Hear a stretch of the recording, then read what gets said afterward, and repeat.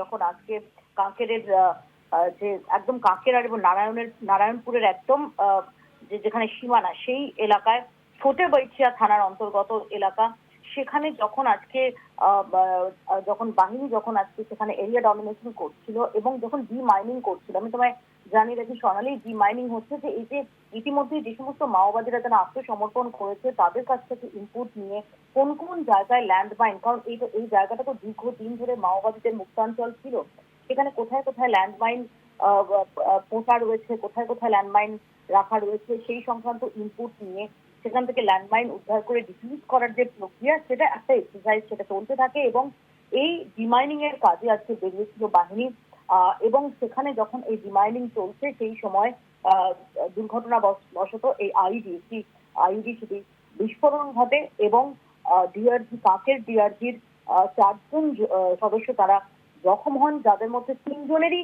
ঘটনাস্থলে মৃত্যু হয়। ইন্সপেক্টর সুখরাম বাট্টি, কনস্টেবল কৃষ্ণা কোমরা এবং বাস্টার ফাইটারের কনস্টেবল সঞ্জয় গডপালে তাদের ঘটনাস্থলেই তাদের মৃত্যু হয়।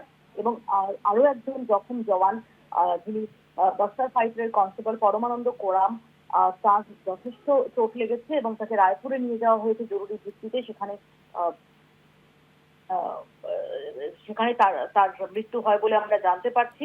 এবং এর পাশাপাশি আমরা যেটা জানতে পারছি যে এই যে সমস্ত জায়গায় মাওবাদীরা মাইন পুঁতে রেখেছিল, সেখানে যে অভিযান চলছিল, সেই অভিযান চালানোর সময় এই দুর্ঘটনা ঘটে এবং যাতে 4 জনের মৃত্যু, এই মুহূর্তে আমরা যেটা আপডেট পাচ্ছি সঙ্গে আমি একটু আপডেট করবো যে 4 জনের মৃত্যু হয়েছে, সব মিলিয়ে 4 জনের মৃত্যু হয়েছে বলে আমরা জানতে পারছি। কারণ রায়পুরে যাকে নিয়ে যাওয়া হয়েছিল পরমানন্দ কোরাম, তিনিও শহীদ হয়েছেন বলে আমরা জানতে পারছি।